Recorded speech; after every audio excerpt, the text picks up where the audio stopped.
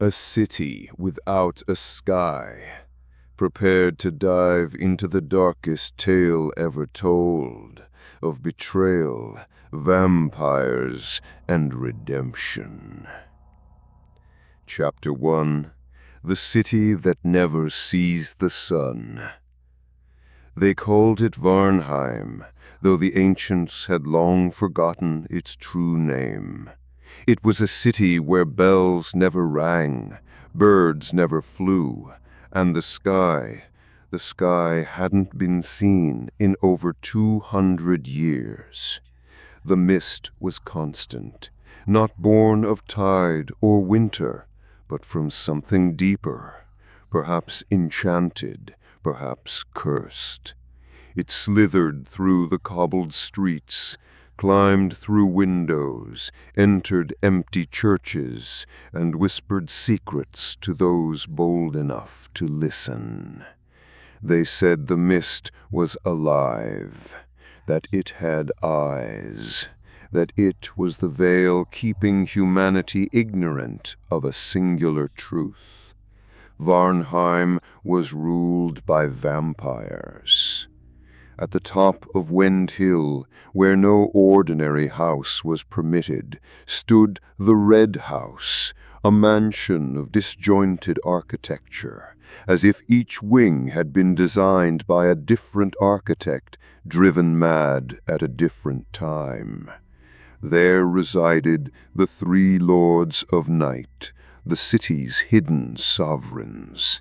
Yet among them there was one who did not sit at the table of power, and still all feared her. Seraphina. She walked among the humans as if she were one of them.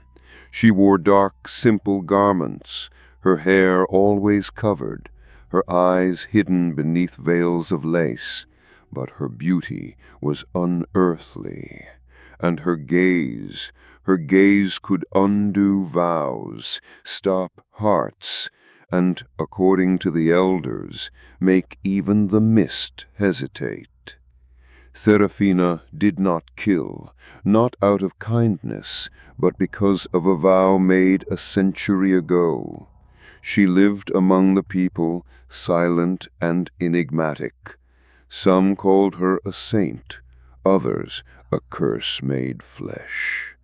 But that night, everything changed. Chapter 2: The Black Rose. Word of the body spread through Varnheim like muted thunder. The guards, clad in false authority, called it an animal attack, some elusive beast from the old forests. But no animal drained every drop of blood from a young girl's veins. Seraphina knew the truth. A black rose had been placed upon the chest of the victim. To many, a flower, to her, a message. The mark belonged to the Thorned ones, an exiled faction of vampires thought extinct, who saw hunger not as curse, but calling.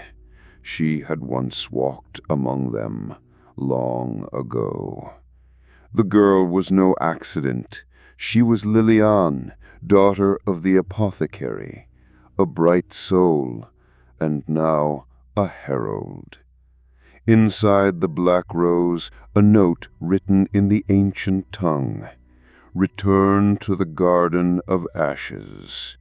The garden was not a place, it was a grave of beliefs. It lay where the city had tried to burn the past. Seraphina understood. The Thorned ones had returned, and with them the darkness she had buried. Chapter 3: The Garden of Ashes. Before the first bell of morning could pretend to chime, Seraphina walked alone, past the silent shrines, past the eyes watching from behind cracked shutters.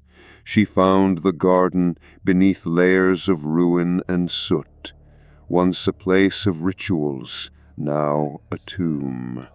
The mist bowed as she stepped in. The air thickened. A voice emerged not from throat, but from memory. "Did you miss your roots?" Seraphina recognized it.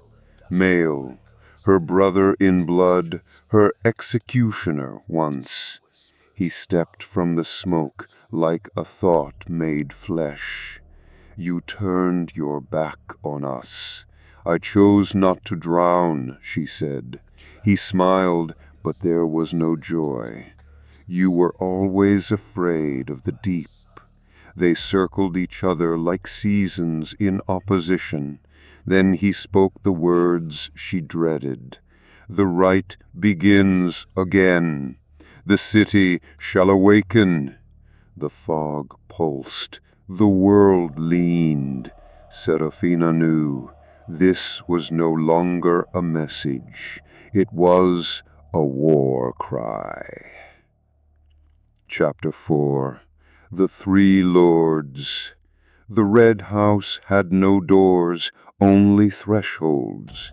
You did not enter, you were permitted. Within its halls, time bent.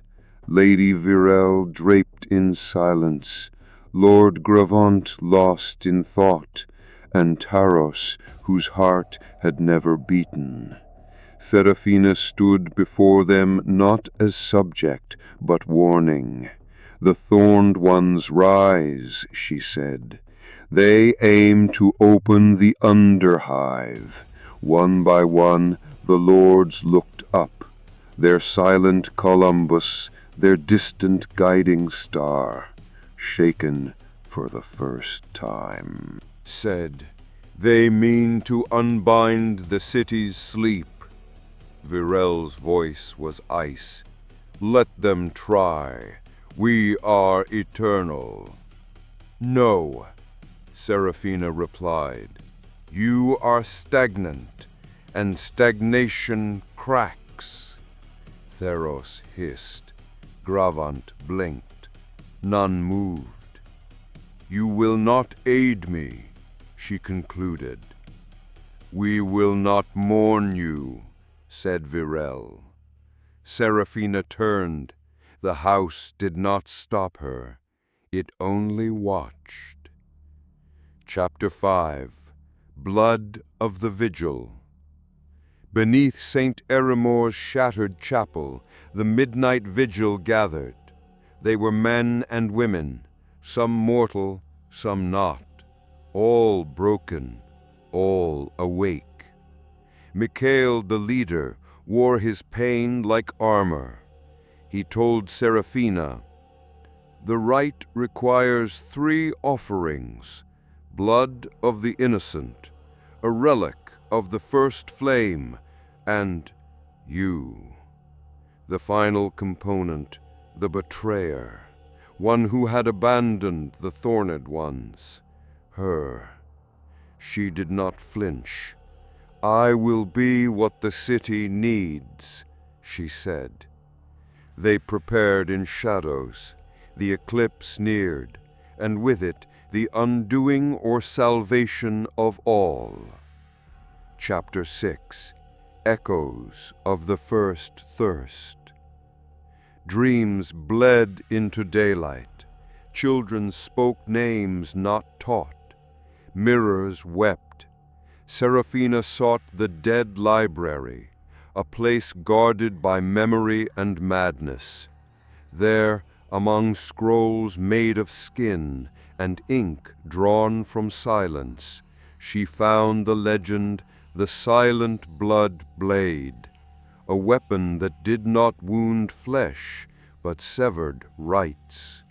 It could only be wielded by one who had renounced thirst. She descended into the theater of shadows. Beneath its stage, truth waited. Chapter 7. The Blade That Does Not Weep.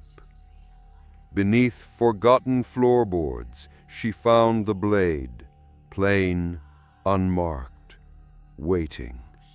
When she touched it, memory screamed, Every life she had taken surged, faces, names, regrets. It did not forgive, but it accepted. Seraphina emerged, not cleansed, but resolved. Outside, the sky cracked with red. Mist grew claws. She walked toward the garden, blade in hand, soul bared. Chapter 8. The Heart of the Eclipse. The Garden of Ashes had changed. Now it breathed.